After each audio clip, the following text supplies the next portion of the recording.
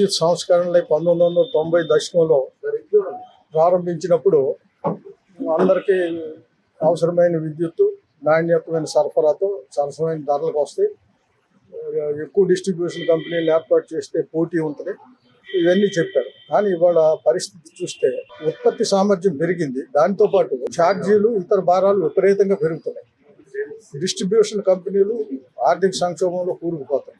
ఎందుకు వచ్చింది ఈ పరిస్థితి, ఎందుకు వచ్చింది, ఎక్కడ లోపం జరిగింది, వీటిని సరిదిద్దుకునేది ఎలా అనేది ఈ సంస్కరణలు అమలు చేస్తున్న ప్రభుత్వాలు ఏనాడు పట్టించుకోవట్లేదు.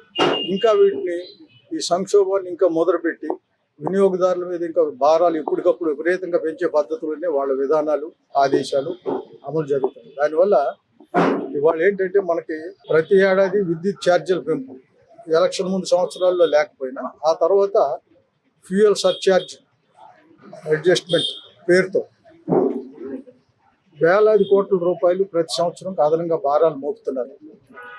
ఇప్పుడు మనకి 4వ కంట్రోల్ పీరియడ్ అంటే 5 సంవత్సరాలు 2023-24తో ముగిసిన 5 సంవత్సరాల కాలానికి దాదాపు ఇంకొక 13,000 కోట్లు మీరు అదనంగా కట్టాలి వినియోగదారులని కమిషన్ ముందు పిటిషన్ వచ్చినాయి. అటు హీరింగ్ జరగబోతుంది.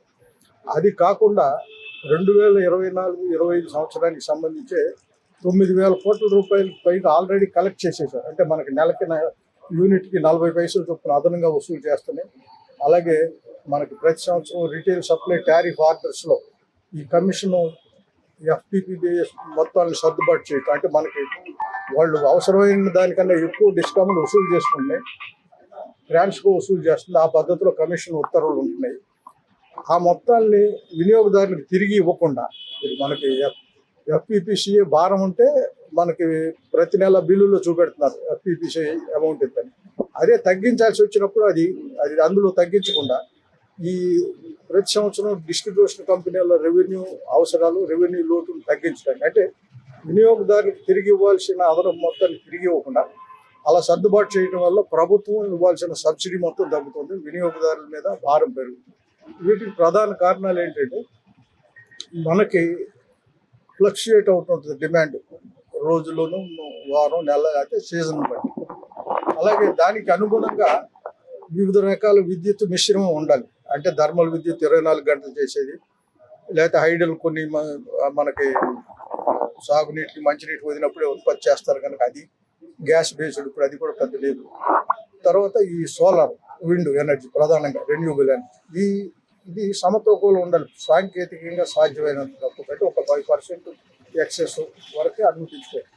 కానీ ఆ ఎక్సెస్ ఇవాళ సర్ప్లస్ పవర్ చాలా విపరీతంగా పెరిగిపోయింది. ఎందువల్ల ఏ ప్రభుత్వం వచ్చినా వాళ్ళకి కావాల్సిన వాళ్ళతో ఇష్టారాజ్యంగా పవర్ పర్చేజ్ అగ్రిమెంట్ చేయించుకోవడం, చాలా అధిక ధరలు చేయించడం, ఆ పవర్ పర్చేజ్ అగ్రిమెంట్స్లో టర్మ్స్ అండ్ కండిషన్స్ కూడా వినియోగదారుల మీద అన్యాయంగా అదనపు భారాలు పడే పద్ధతిలో చేయడం, వాటన్నిటికీ కమిషన్లు ఆమోదం ఇవ్వటం వల్ల ఈ సర్ప్లస్ పవర్ విపరీతంగా తిన్నాం. సర్ప్లస్ పవర్ మిగిలితే ఏమవుతుంది, బయట మార్కెట్లో అమ్మలేం. సర్ప్లస్ పవర్ అంటేనే చాలా అధిక ధర ఉన్న విద్యుత్. దానివల్ల ఆ మేరకు విద్యుత్ ఉత్పత్తిని తగ్గించాలని థర్మల్ విద్యుత్ కేంద్రాలను ఆదేశించి ఎంత మేరకు అయితే తగ్గించారో దానికి పూర్తి స్థిర ఛార్జీలు చెల్లించాల్సి వస్తుంది. అంటే వాళ్ళు ఉత్పత్తి చేయకుండా, మనకు సరఫరా చేయకుండా, వినియోగదారులు వాడకుండా ఉన్న విద్యుత్కి ఊరికి 100 కోట్లు ప్రతి ఏడాది ఈ ఫిక్స్డ్ ఛార్జెస్ రూపంలో చెల్లించాల్సి వస్తుంది. అది ఒక భారం పడుతుంది. తర్వాత ఈ రిన్యూబుల్ ఎనర్జీ మన అవసరానికి మించి, సోలార్ ఉంటే పగటిపూట వస్తుంది, విండ్ పవర్ ఉంటే ప్రధానంగా వర్షాకాలంలో, అది కూడా విండ్ వెలాసిటీ బాగా ఉన్నప్పుడు వస్తుంది. మిగతా టైంలో మనకు వర్షాలు బాగా పడితే అప్పుడే సర్ప్లస్ ఉంటుంది. అయినా ఈ రెన్యూబుల్ ఎనర్జీని మనకు అవసరం ఉన్నా లేకపోయినా డిస్కామ్స్కి అంతకన్నా తక్కువ ధరకు వేరే ఉన్నా, లేకపోతే పవర్ పర్చేజ్ అగ్రిమెంట్స్ కింద కొనుగోలు చేయాల్సి ఉన్నా కూడా అవి మానేసి ముందు వెళ్ళే కొనాలి. కానీ ఇవి సాయంత్రం పూట పీక్ డిమాండ్ తీర్చలేవు సోలారు, విండ్ ఎనర్జీ. దాంతో ఒక పక్కన ఇన్ని వేల మిలియన్ యూనిట్లు సర్ప్లస్ ఉంటుంది. మార్కెట్లో ఎక్స్చేంజ్ల ద్వారా చాలా అధిక ధరకు 6.5-7 రూపాయల యూనిట్కి, కొన్నిసార్లు 10 రూపాయల దాకా కూడా కొనే పరిస్థితి వచ్చింది. అంటే ఏంటంటే ఇది వీళ్ళు చేసుకునే ప్లానింగ్ పద్ధతి ప్రకారం లేకుండా, అధికారంలో ఉన్నోళ్ళ ఇష్టాన్ని బట్టి ఎవరికితో ఎందుకు చేయించుకోవాలనేది, అది అవసరమా లేదా, మనకు నష్టదాయకమా లాభమా అనేది అంత నిమిత్తం లేకుండా ఇలాంటి అనవసరమైన పవర్ పర్చేజ్ అగ్రిమెంట్స్ చేయించుకోవటం, వాటికి కమిషన్లు అనుమతులు ఇవ్వటం వల్ల ఈ భారాలన్నీ విపరీతంగా పెరుగుతాయి.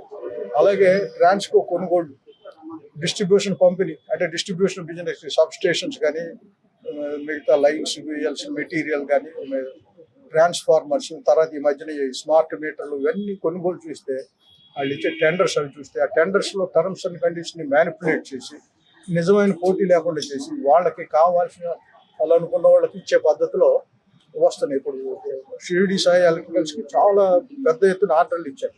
వాళ్ళు 44 కోట్లు టీడీపీకి ఎలక్ట్రల్ బాండ్స్ కింద కాంట్రిబ్యూట్ చేసినట్టు మనం బయటకు వచ్చిన అంటే అదేది వైట్ మనీగా ఉంది.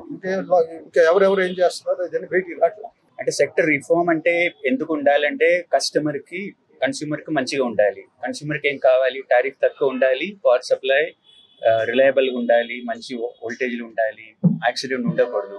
అదే వాళ్ళకి కావాల్సినది. అది సార్ చెప్పేలాగా రిఫార్మ్స్ కొంచెం మంచిగా ప్లాన్ చేయాలి, పవర్ పర్చేస్ మంచిగా ప్లాన్ చేయాలి. రిన్యూవబుల్ ఎనర్జీ మంచిదే, కానీ ధర తక్కువే, కానీ డే టైంలో వస్తుంది, విండ్ వచ్చేటప్పుడు వస్తుంది. అది బ్యాలెన్స్ చేయాలంటే బ్యాటరీ కావాలి, స్టోరేజ్ కావాలి. స్టోరేజ్ ప్లాన్ చేయకుండా రెన్యూవబుల్ పెడితే అలా ప్రాబ్లం అవుతుంది. ఎందుకంటే పవర్ లేకుంటే పీక్ టైంలో మార్కెట్లో కొనాలి, అది ఎక్కువ ధరలో అవుతుంది. అట్లాగే స్మార్ట్ మీటర్ అట్లా ఏదైనా పెడితే అది కన్స్యూమర్కి ఎలా మంచిగా ఉంటుంది అది చూసి పెట్టాలి. కొన్ని చోట్ల డిస్ట్రిబ్యూషన్ ట్రాన్స్ఫర్ మీద, ఫీడర్ మీద, పెద్ద కన్స్యూమర్ మీద, అంటే ఇండస్ట్రీ కన్స్యూమర్, కమర్షియల్ కన్స్యూమర్ మీద వాళ్ళకి స్మార్ట్ మీటర్ పెడితే బెనిఫిట్ ఉంటుంది. అట్లా ఫేస్ అవుట్ చేసి పెడితే అది సెక్టర్కి కూడా బెనిఫిట్ అవుతుంది, అందరికీ బెనిఫిట్ అవుతుంది. అది నేను చెప్తాను.